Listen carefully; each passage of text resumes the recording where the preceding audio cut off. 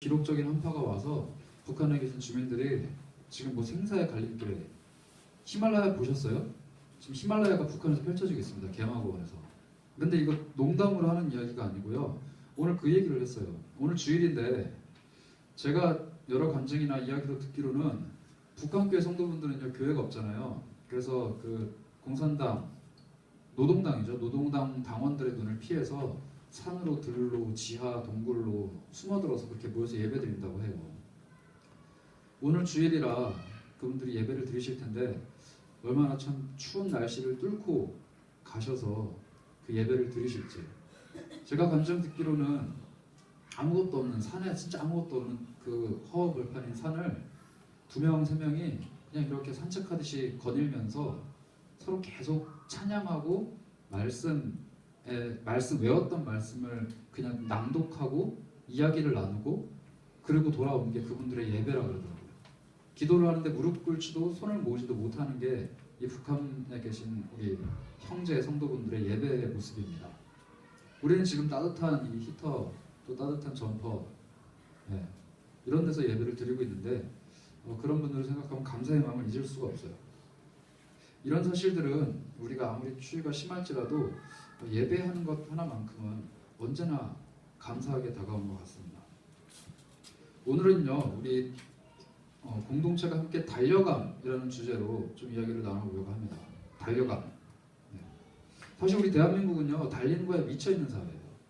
여러분들도 뭐 이제 사회인이 되시고 또 대학이라는 직장이라는 새로운 사회 앞에 내동댕이 쳐졌잖아요.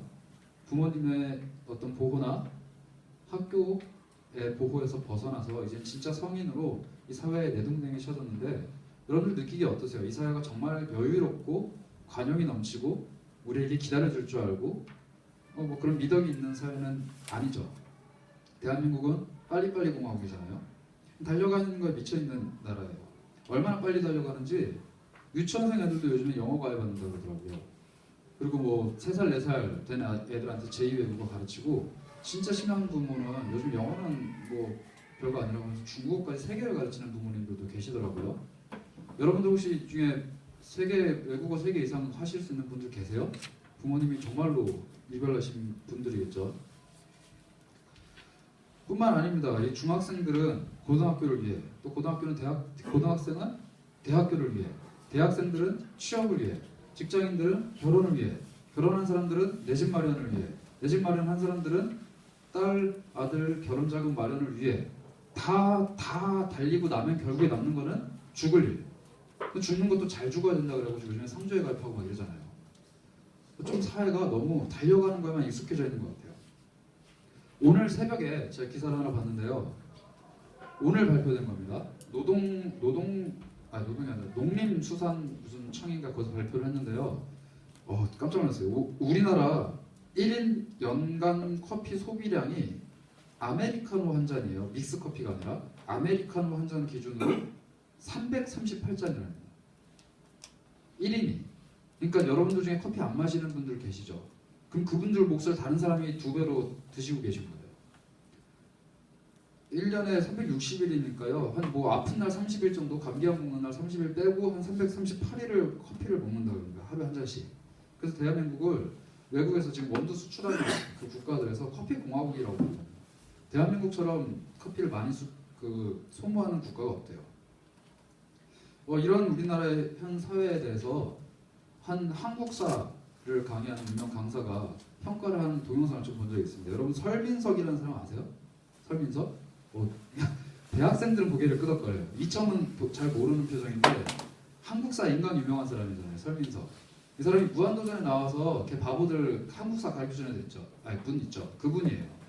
그분이 어쩌다 어른? 전 이 프로그램 잘 모르는데 어쩌다 어른이라는 그 케이블 TV에 나와서 한국에 대해서 진단을 했습니다. 그분이 스스로에게 질문을 던지는 건 이거예요. 대한민국은 지금 난세냐 태평성대냐. 그리고 그분이 답을 합니다. 대한민국은 아직 태평성대는 아니지만 또 난세도 아닌 중간의 시기다. 그리고 이것은 재도약할 수 있는 시기다. 이렇게 희망적인 이야기를 해요. 페이스북이나 뭐 클립으로 떨어져 있는 동영상들 보신 분들 많이 있으시죠? 안 보신 분들 좀 설명을 드릴게요. 우리나라가 과거에는 OECD 국가 120개 중에서 119위를 하는 국가였어요.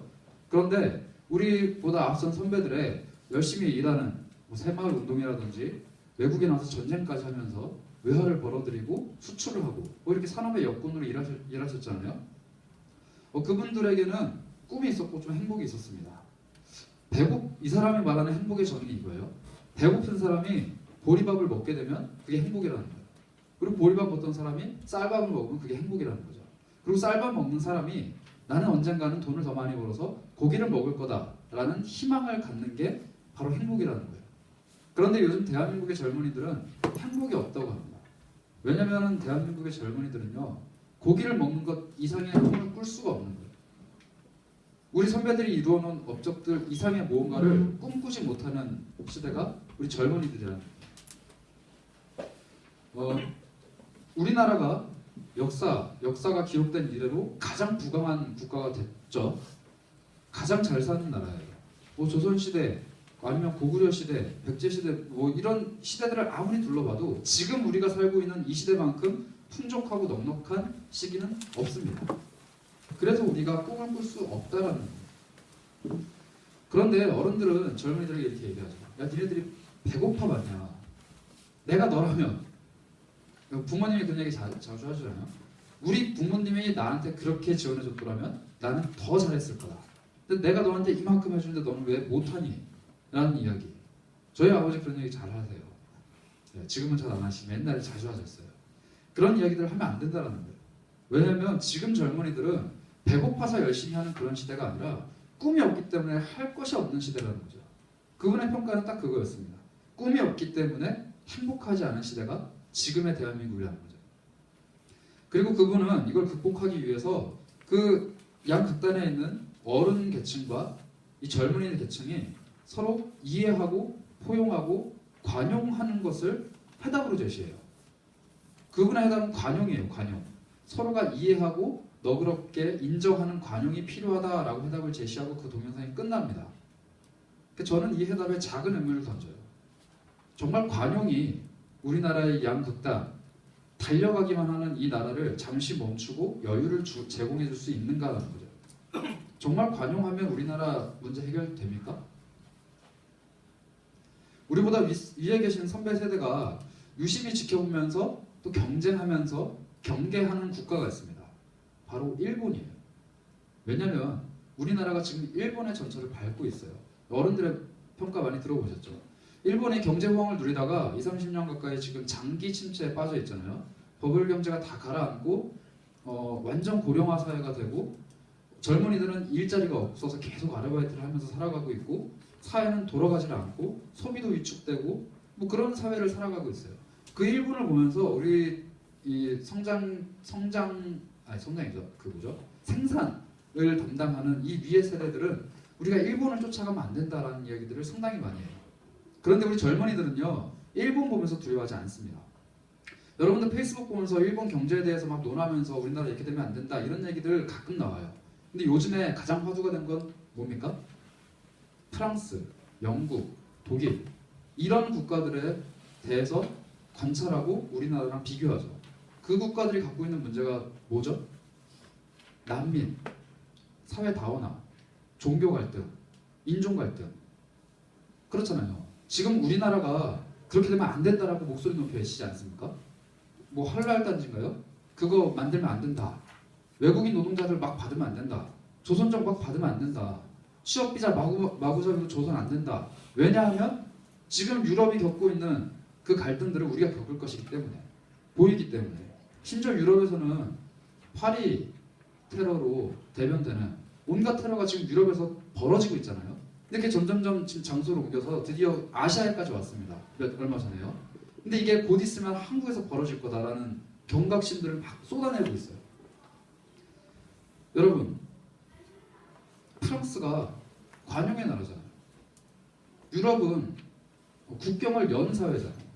다 통합시키고 서로 관용하고 종교도 이해해주고 다른 가치관도 이해해주고 성적 취향도 다 인정해주는 그런 관용의 사회가 깨지고 있어요. 무너지고 있어요. 그리고 그걸 보면서 대한민국 젊은 층들은 경계합니다. 지금 우리가 살아가고 있는 이 시대가 아까 그 설민석이요? 제 이름 잘 몰라서 예, 설민석 그분이 제시한 관용이 해답이 될 수 있는 사회인가요? 양극단으로 치우쳐져서 여당과 야당이 젊은이와 노인이 북과 남이 막 달려가고 있는 이 사회가 정말로 관용이라는 그 개념으로 해결될 수 있습니까? 그리스도인들은 이 질문을 반드시 던져야 되는 것 같아요.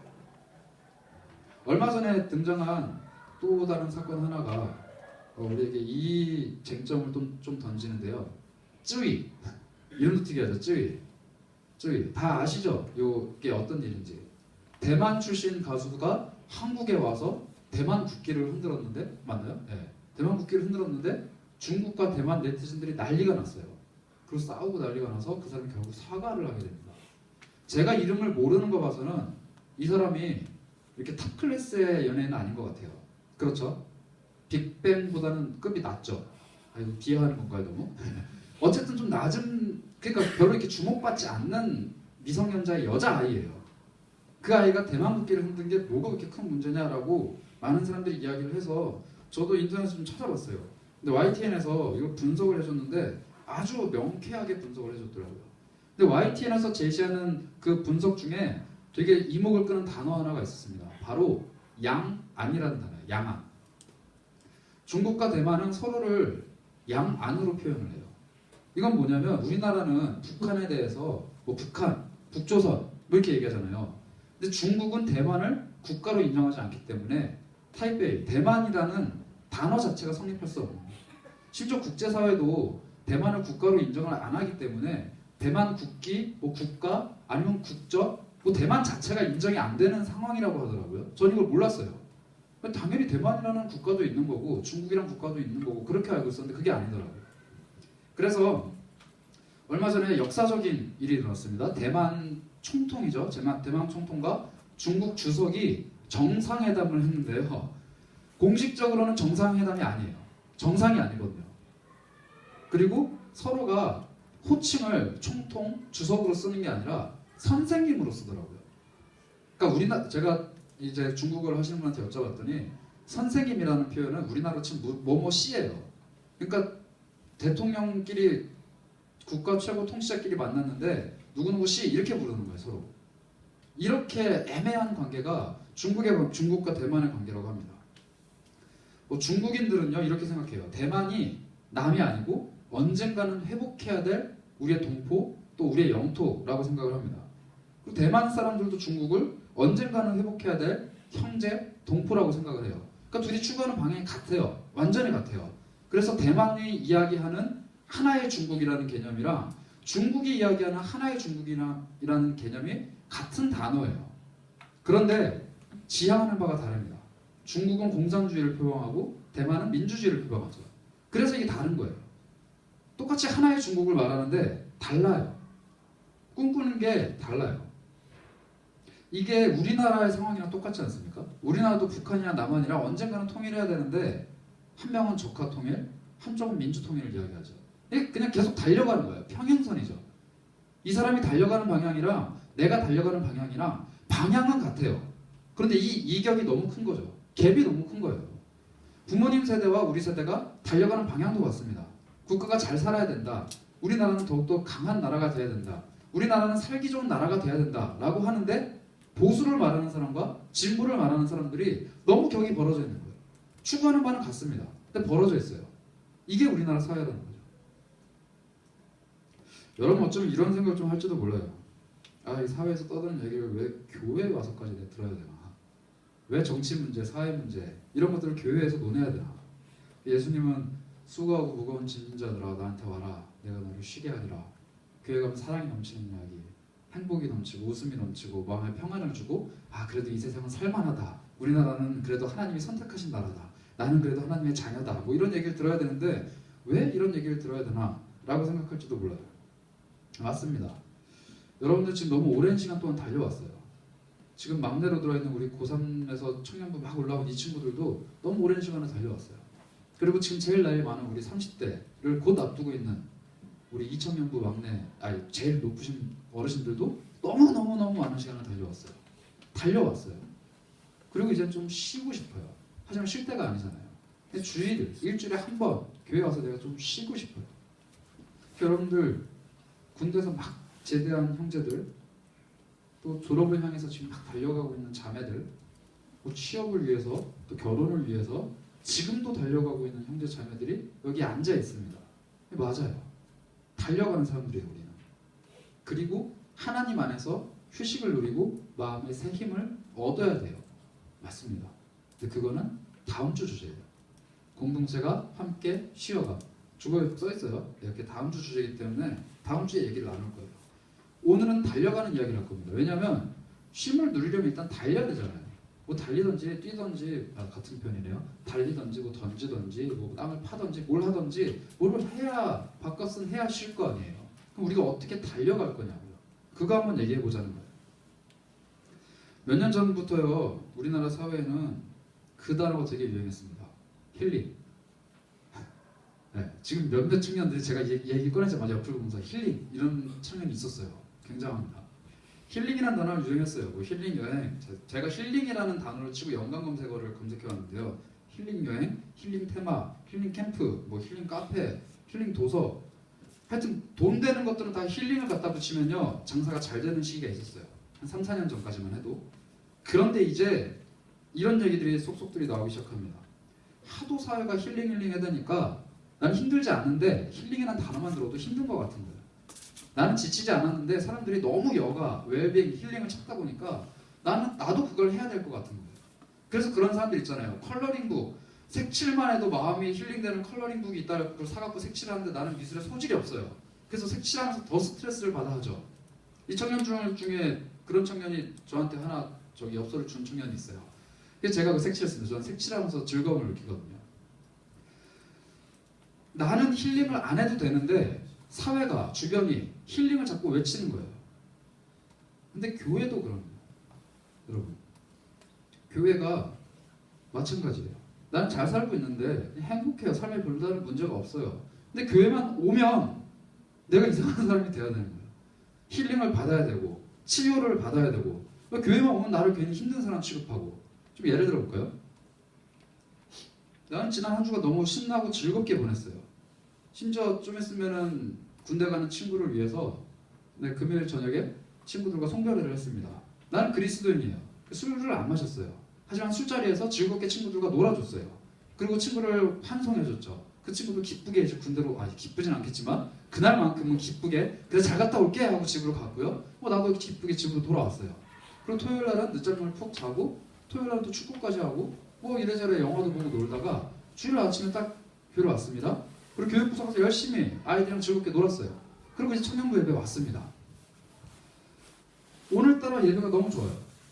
예배가 좋아요. 그냥 찬양을 부르는데 드럼이 막 비트가 장난 아니에요. 기타의 그루브와 피아노의 선율과 싱어들의 목소리가 나를 흥겹게 해줘요. 참 기쁨이 넘치는 찬양을 드렸어요. 그리고 오랜만에 동기들 중에 한 명이 오랜만에 교회를 나온 애가 있는 거예요. 깨보고 인사도 하고 즐겁게 대화를 나누고 예배가 끝났어요. 말씀 때 졸지도 않았어요. 그리고 순모임에 갔는데 갑자기 그런 분위기가 형성되는 거예요. 순정 누나가 자기는 일주일에 매일 아침마다 일어나서 큐티를 하기로 하나님 앞에 서원을 했는데 금요 기도 때 기도에 불이 붙어가지고 집에 가니까 12시인 거예요. 그 토요일날 늦잠을 잤어요. 그 서원을 못 지키고 큐티를 늦게 했대요. 그게 너무 마음이 아프다는 거예요. 하나님께 죄송하다는 거예요. 이걸 어떻게 해야 될지 모르겠대요. 그런 나눔을 하기 시작해요. 덩달아 옆에 있던 형이 그렇게 얘기해요. 나는 요즘 딱히 힘든 일이 없는데 찬양을 드리자마자 눈물부터 왈칵 쏟아지는 거예요. 그 찬양을 드리다 말고 내 삶의 문제를 하나님이 끄집어내기 시작하는 거예요. 알지도 못했던 나의 슬픔들이 드러나면서 하나님 앞에 예배하면서 기쁨으로 회복됐다라고 얘기해요. 그리고 순장 누나가 나에게 합니다. 선지야, 넌 어때? 요즘 힘든 일 없어? 라고 얘기를 하는 거예요. 뭐라고 답을 해줘야 될까요? 저는 금요일날 밤에 열심히 그리스도인으로서 친구를 위로하고 제 믿음도 지켰습니다. 그리고 토요일날 평안하게 지내다가 주일날 왔어요. 라고 당당하게 말을 하기에는 우리 교회 분위기가, 또 우리 교회 문화가 그 즐거움들에 대해서 용납하기보다는 우리가 삶에서 어디가 힘들고 어디가 병들어 있고 어디가 안타깝게 무너져 가는지를 찾아내기에만 급급하고 있다는 거예요. 여러분도 혹시 공감하시나요? 교인들이 모여서 하는 이야기가 요즘 어때라고 얘기했을 때 나는 하나님 안에서 즐겁게 잘 지내고 있어 라는 이야기를 나누는 것보다 사실 이게 힘든데 나 사실 이게 어려운데 이 고민들을 갖고 있는데 참 어떻게 해야 될지 모르겠어. 아 그래? 일로 와봐. 얘기하자. 기도하자. 내가 힘을 줄게. 하나님 힘 주실 거야. 내가 너를 위해 기도할게. 오케이 다음 주에 보자. 우리는 전자의 교회를 많이 만납니까? 후자의 교회를 많이 만납니까?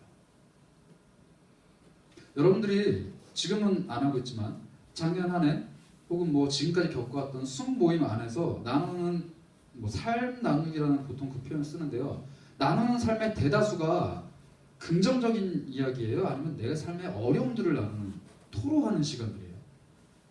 우리 교회 분위기가 언제부터 옆 사람이 힘들다고 해서 나는 기쁨을 자제해야 되는 그런 분위기거든요. 장례식장 같지 않나요?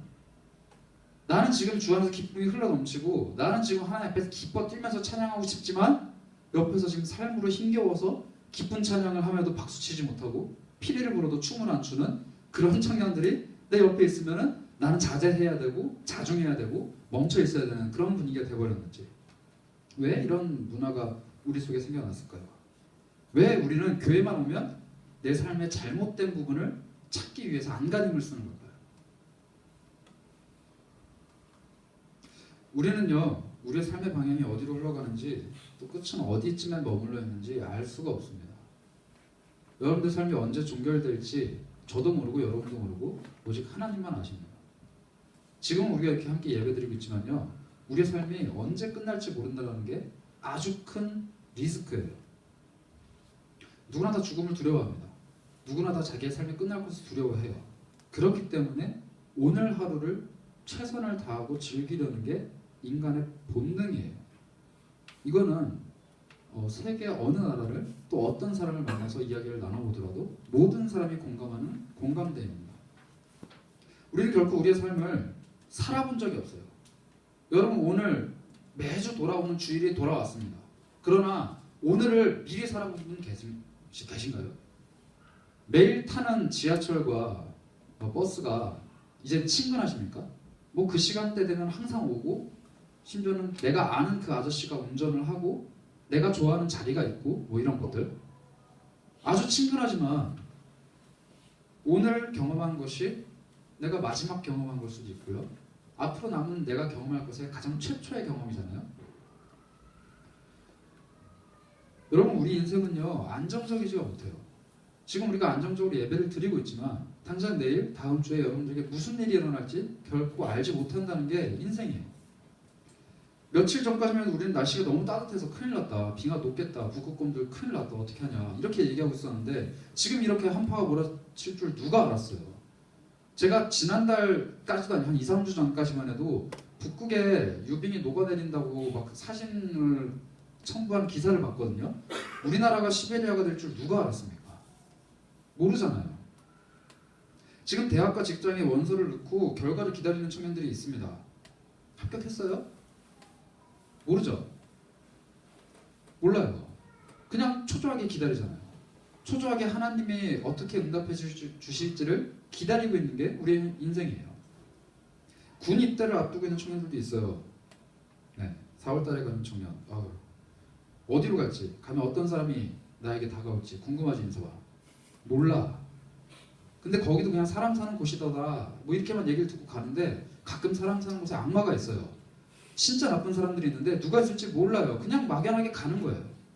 막연하게 대학을 가고 막연하게 직장을 가고 막연하게 결혼까지 하는 거죠. 그게 우리 인생이에요.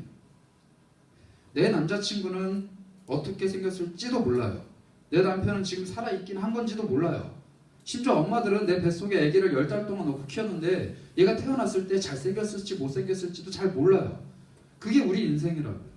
여러분들 앞으로 살아가는 날에 무슨 일이 일어날지 어떻게 압니까?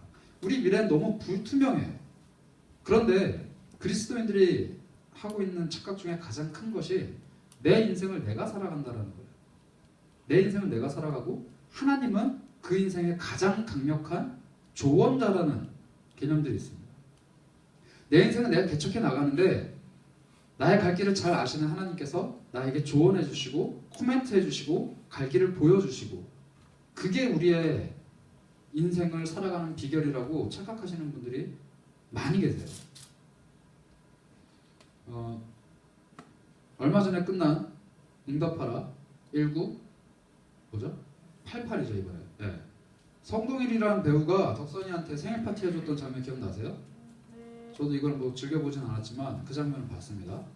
그 대사를 좀 읽어드릴게요. 제가 사투리를 잘 못해서 표준어로 바꿨습니다.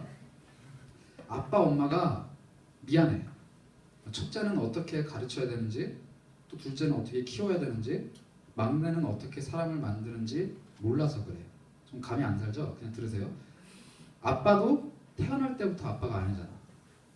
아빠도 아빠가 처음인데, 그러니까 우리 딸이 좀만 봐줘. 표준어로 바꾼 겁니다. 이 내용이었어요. 이 내용이 대한민국의 수많은 딸들을 울렸습니다. 연기를 너무 잘해서가 아니고요. 공감이 돼서 그래요. 아빠인데 부족해요. 자녀를 낳아서 아이를 18살이 될 때까지 키웠는데 그래도 부족해요. 아빠도 아빠로서 인생을 살아본 적이 없거든요. 대학생이 됐는데 대학생으로의 인생을 처음 살아보니까 대학생인 게 부족해요. 직장인 갔는데 직장인으로 처음 살아보니까 부족해요. 그게 부족한 게 사람이에요. 그런데 우리는 사람에게서 도움을 찾습니다. 나보다 앞서서 그 길을 간 사람들에게서 도움을 찾죠. 혹은 더 멀리 앞서간 수많은 사람들에게서 도움을 구해요. 착각입니다. 우리가 달려가는 그 길에 대해서 누가 조언을 해줘요? 죽은 이들이요? 죽은 이들이 어떻게 내 인생을 듣고 말을 합니까? 결국 살아있는 사람들이 내 인생을 듣고 조언해 줄 거 아니에요. 근데 그 사람이 살아봤어요? 자기 인생 끝까지 다 살아보고 결국엔 이거더라 우리에게 말을 해주나요? 사람이 어떻게 사람의 인생을 지도해주고 사람이 어떻게 사람의 청사진을 그려줍니까? 이건 불가능해요. 근데 우리 그거를 신뢰하고 믿어요. 이 사람이 이렇게 살아갔다는데 그게 좋은 거다더라 하는 얘기를 너무 잘 믿는다고요. 왜냐면 그 사람의 지금의 삶이 너무 좋거든요. 그대로 하면 잘 살 것 같은 거예요. 그걸 맹목적으로 쫓아서 달려가는 것이 지금 대한민국의 사회예요. 여러분 옛날에 엄청 옛날에 빌라에 투자하면 돈 된다고 했던 시절들이 있었어요. 그래서 어르신들이 다 빌라 샀습니다. 빌라 사가지고 1, 2, 3층 다 세주고 막 이랬어요. 빌라의 거품이 다 젖혀지고 이제는 뭐예요? 빌라 사면 무조건 돈 깎아 먹는다는 얘기해요. 옛날에 부동산이 최고였던 시기가 있었습니다. 요즘에는 그거 아니죠. 한때는 또 금이 최고라 그랬어요. 금값 다 떨어지죠. 이거 어떻게 해요? 여기 이 나라에 투자하면 괜찮다 그러고 브라질, 뭐 아르헨티나, 칠레 막 이런 데까지 투자를 했어요. 다 망하잖아요. 우리 안 돼요. 절대 안 돼요. 경제 논리만 이야기하는 게 아닙니다. 여러분 이해하는 거면 잘 된다? 이런 남자 만나면 잘 된다? 듣지 마세요. 그거 왜 듣습니까? 그 사람이 그 남자랑 결혼해왔어요? 왜 우리는 그걸 듣고 라고 탄성을 내지릅니까? 우리가 살아본 적이 없기 때문이죠. 우리는요 부족한 아빠가 아니라 능력이 많으신 하나님 아버지를 신뢰해야 됩니다. 물론 아빠들의 수고와 아버지들의 노력을 부정하는 건 아니에요. 사랑이 넘치시는 분들입니다. 그러나 완전하시지는 않은 분들이에요. 그럼 우리가 인정해야죠. 우리는 하나님 아버지를 신뢰해야 돼요. 여러분들을 뼛속까지 지으신 분이 하나님이십니다. 여러분들의 내일의 삶을 주관하시는 분도 하나님이세요. 우리의 청사진은요 내 속에 있는 것이 아니라 하나님께 있습니다. 아무 능력도 없고 예측할 수도 없고 어디로 튈지 모르는 나 자신을 신뢰하는 게 아니라 하나님을 신뢰해야 돼요. 나를 지으시고 누구보다 나를 잘 아시는 그분이 내 삶을 너무나도 잘 알고 계시는데 신뢰하지를 않아요. 아니 신뢰하긴 해요. 뭘 신뢰하느냐? 내가 달려가는 길에 힘을 주실 것을, 내가 달려가는 길에 좋은 길로 인도해 주실 것을, 내가 달려가는 길에 좀 더 좋은 것을 베풀어 주려고 지금도 노력하고 계신 분이시라는 것은 신뢰해요. 그런데 내 삶을 내가 사는 게 아니라 100% 하나님이 살아간다는 것에 대해서는 신뢰하지 않습니다. 그게 우리의 맹점이에요. 하나님을 신뢰하는 사람은요 인생을 즐길 수가 있어요. 베드로 사도는요 자신의 첫 번째 편에서 이렇게 얘기합니다. 베드로전서 5장 7절에요. 너희 염려를 다 주께 맡기라. 이는 그가 너희를 돌보심이라. 이 말씀을 참 많이 좋아해요. 염려를 맡깁니다. 하나님께 다 맡겨요. 그리고 고민하기 시작하죠. 내가 고민을 하면 할수록, 내가 길을 찾으면 찾을수록 나에게 하나님이 지혜를 주시고 많은 길들을 열어주실 것이라는 착각을 해요. 염려를 맡기고 즐거운 식으로 살아가는 게 아니에요. 염려를 맡기고 그때부터 뭘 하느냐? 고민하고 길을 찾기 시작한다고요. 여러분 정말로 원하는 길이 막혔습니까? 내가 원하던 길을 다 낙방하고 내가 원하던 길에서 원서가 다 탈락하고 면접은커녕 서류장조차 통과 못하는 연속의 삶을 살고 계세요? 사랑하는 자녀를 위해서 더 좋은 길을 지금도 예비하고 계신 하나님을 신뢰하기를 바랍니다. 100% 한번 신뢰해보세요. 여러분 몸에 질병이 생겼습니까? 세상에 그 어떤 좋은 약보다 뛰어난 약을 예비하고 계실 하나님을 신뢰하십시오. 사랑하는 사람이랑 이별을 겪고 있는 중이세요? 더 좋은 똥차가고 BMW가 오는 날을 계획하고 계신 하나님을 신뢰하세요. 지금 제가 하는 얘기가 너무 피상적이지 않습니까? 이게 지금까지 해왔던 교회가 하는 위로 아니에요?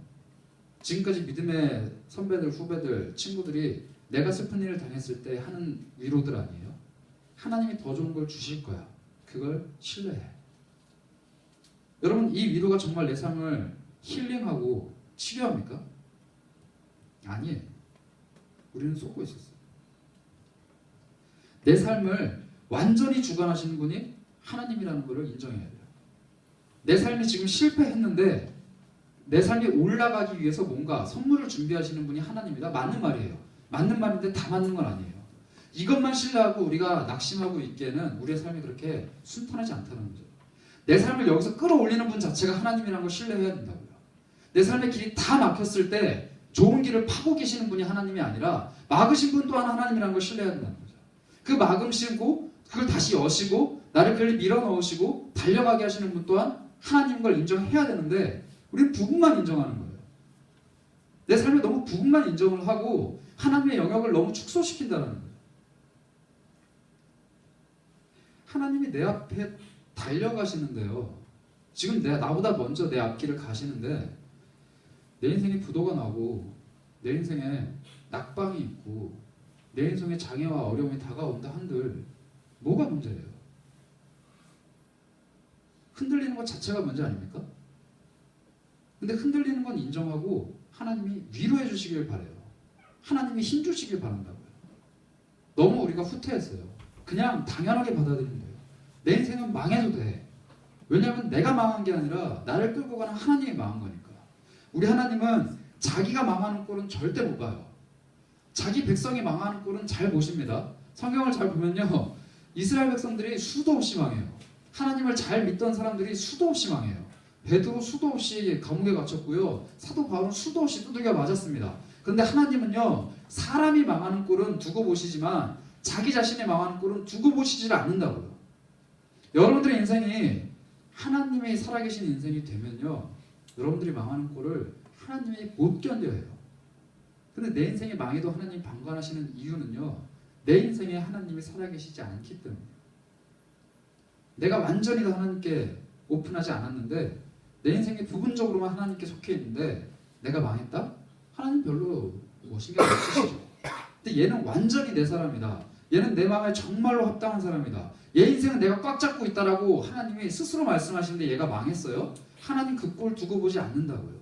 걔를 들어 일으키고 세우시는데 옛날보다 더 높은 곳으로 걸어다니게 하시고요. 우리 밖으로 나온 망아지처럼 뛰어다니게 하시고요. 독수리가 날개쳐 올라가는 것처럼 새 힘을 주신다고요. 근데 우리는 안 믿어요. 그거 안 믿어요 정말. 우리 본문 14절을 한번 읽어보도록 하겠습니다. 요한일서 2장 14절을 한번 읽어보도록 하겠습니다. 다 같이요. 시작. 아이들아 내가 너희에게 쓴 것은 너희가 아버지를 알았으며 아비들아 내가 너희에게 쓴 것은 너희가 기초부터 계시는 알았으며 청년들아 내가 너희에게 쓴 것은 너희가 강하고 하나님의 말씀이 너희 안에 거하시며 너희가 흉악한 자를 이겼습니다. 아멘. 청년들아 내가 너희에게 이 편지를 쓰는 이유는 너희가 강하고 하나님 말씀이 너희 안에 계시고 너희가 흉악한 자를 이겼다라고 얘기해요. 이미 청년의 때에 이겼어요. 여러분들 안에 하나님이 살아 계세요. 그런데 왜 우리는 여기에서 말하는 청년들이 아니냐고요. 베드로는 도대체 죄송합니다. 요한은 도대체 누구에게 이야기하고 있는 거예요? 여기 청년들은 누구예요? 그리고 여기 앉아있는 청년들은 과연 하나님의 자녀들이고 하나님의 청년들이냐고요. 왜 우리는 성경이 말하고 있는 청년들의 모습과 지금 우리의 청년들의 모습이 왜 이렇게 다르냐는 거예요.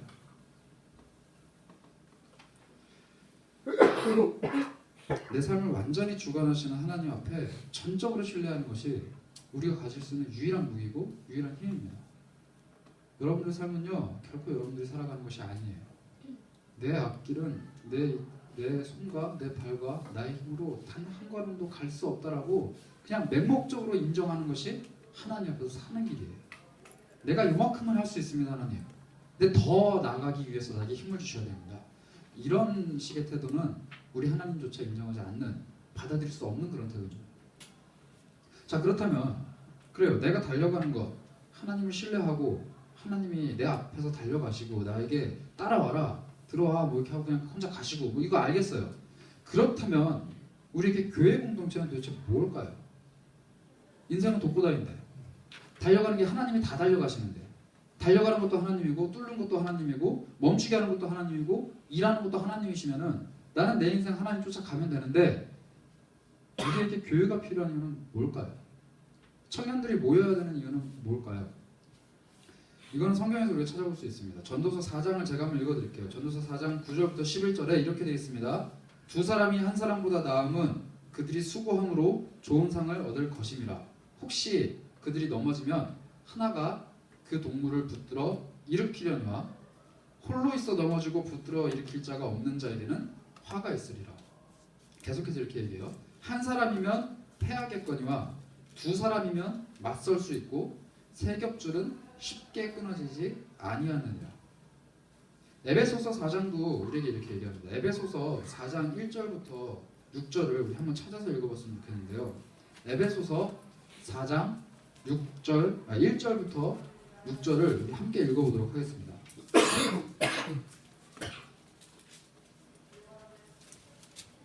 에베소서 4장 1절부터 6절을 우리 한 목소리로 읽어보도록 하겠습니다. 4장 1절입니다. 시작.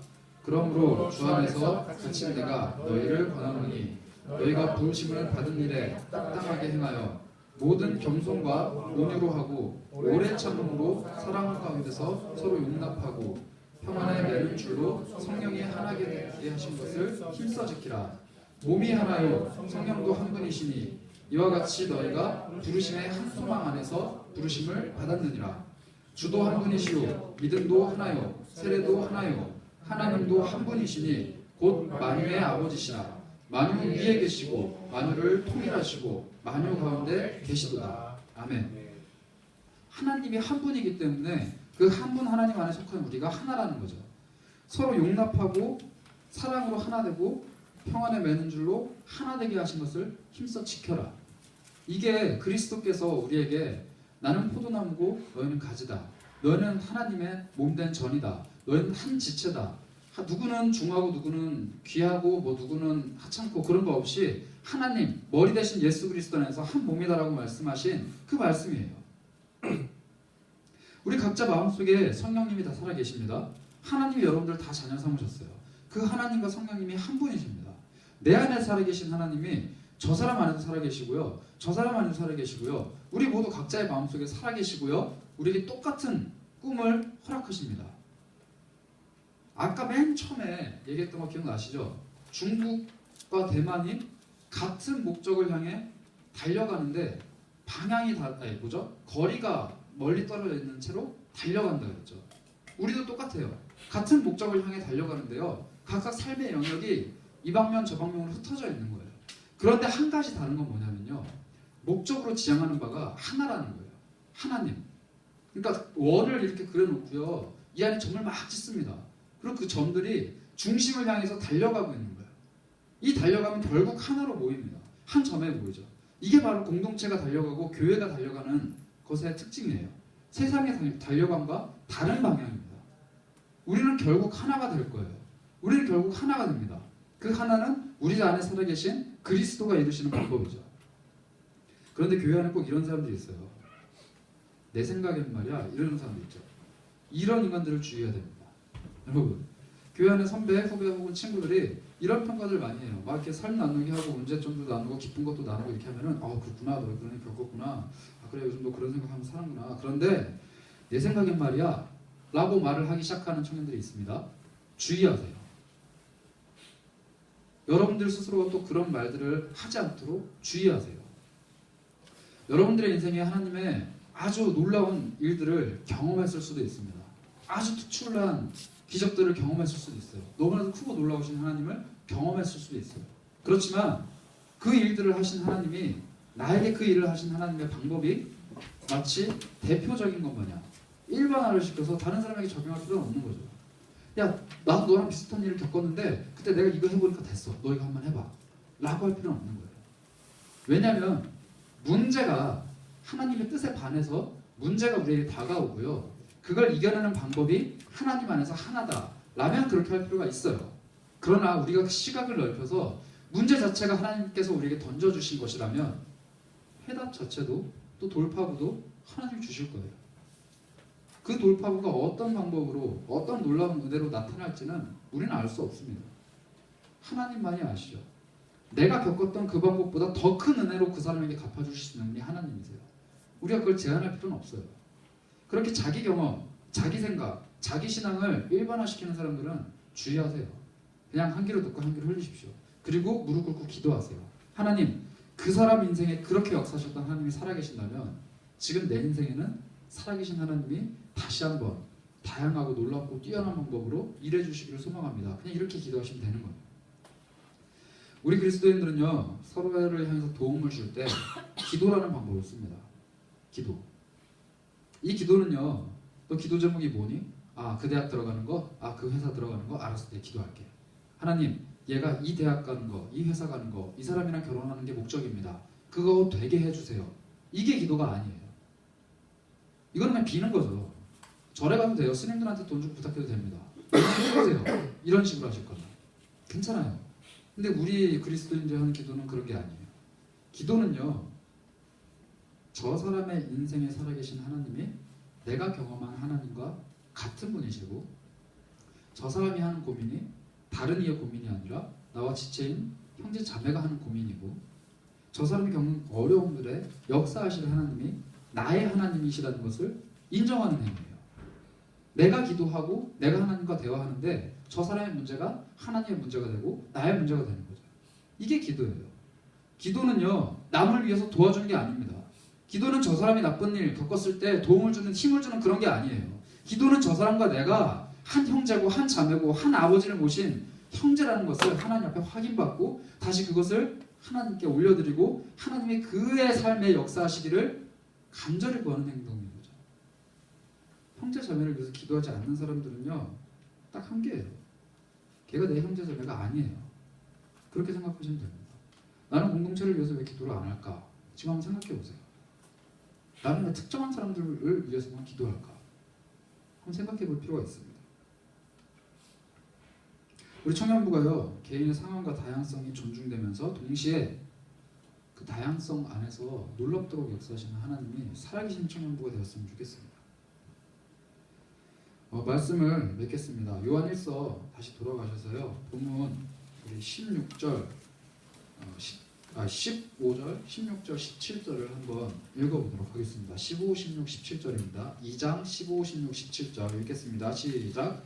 이 세상이나 세상에 있는 것들을 사랑하지 말라. 누구든지 세상을 사랑하면 아버지의 사랑이 그 안에 있지 아니하며 이는 세상에 있는 모든 것이 육신의 정욕과 안목의 정욕과 세상의 자랑입니다. 다 하나님께로부터 온 것이 아니요 세상으로부터 온 것이라. 이 세상도 그 정욕도 지나가되 오직 하나님의 뜻을 행하는 자는 영원히 거하느니라. 아멘. 이 세상까지 너무 밀어두지 맙시다.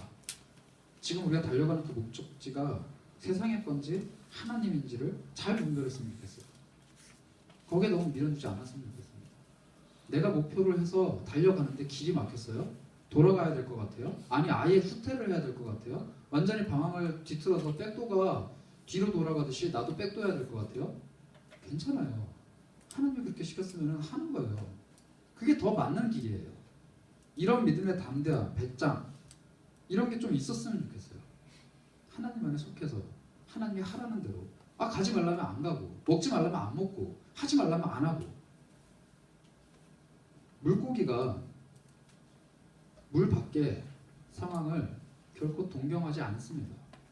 물론 가끔 물고기가 물 밖으로 튀어나와서 올라와서 한번 구경하고 들어갈 때도 있어요. 그렇지만 물 밖에 나오면요, 여러분 낚시해가지고 물고기 밖에 딱 꺼내놓으면은 막 좋아가지고 웃고 막 날뛰고 이러는 건가요? 아니면 죽을 것 같아 날뛰는 건가요?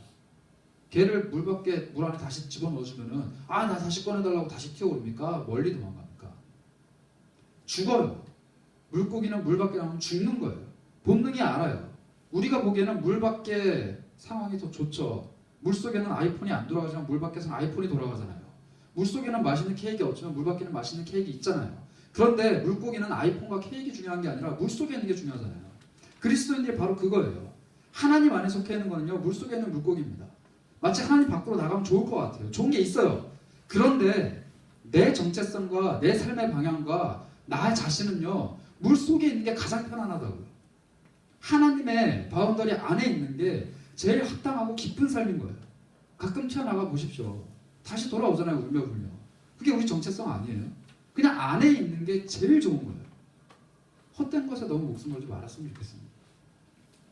여기 말하잖아요. 뭐 세상의 정욕도 많이 얘기하는데, 자, 좋아요. 세상에 있는 것들을 사랑하지 않는다라면 그럼 하나님을 사랑하는 것, 하나님을 향해 달려가는 게 뭘까요? 결론입니다. 여러분, 이 12절부터 17절 쓰면서요, 요한이 자녀들아, 난 이거를 쓰는 것은 너희가 이래 이래서다. 아비들아, 뭐 형제, 청년들아, 내가 이거를 쓰는 이유는 이거 한 거다. 이걸 쓰는 게 뭐냐면요, 8절부터 우리 11절을 한번 봅시다. 제가 읽을게요. 8절입니다. 다시 내가 너희에게 새 계명을 쓰노니. 썼죠. 요한이 썼어요. 이걸 쓴 게 이래이래해서 썼다라는 얘기예요. 제가 읽어볼게요. 새 계명을 쓰노니 그에게와 너희에게도 참된 것이라. 이는 어둠이 지나가고 참빛이 벌써 비침이라. 빛 가운데 있다면서 그 형제를 미워하는 자는 지금까지 어둠에 있는 자요. 그 형제를 사랑하는 자는 빛 가운데 거하며 자기 속에 거리낌이 없으나 그 형제를 미워하는 자에게는 어둠이 있고 또 어둠에 행하며 갈 곳을 알지 못하나니 이는 그 어둠이 그의 눈을 멀게 하였습니다. 자녀들아, 내가 이것을 쓰면 어쩌고 저쩌고. 뭘 쓴 거죠? 새 계명을 썼는데 그 새 계명이 뭐죠? 형제를 사랑하는 거예요. 여러분, 내가 달려가는 목적지를 세상의 정욕이다라고 인식을 하고 버렸잖아요. 그리고 내가 하나님께 달려가야겠다고 결정을 하잖아요. 그 사람들에게 요한이 명하는 새 계명은 뭐냐면요, 계명을 지키는 거잖아요. 새 계명은 뭐냐면 형제를 사랑하는 거예요. 그리스도가 말씀하신 형제가 누굽니까? 나에게 도움을 주는 사람? 나의 혈육? 아니잖아요.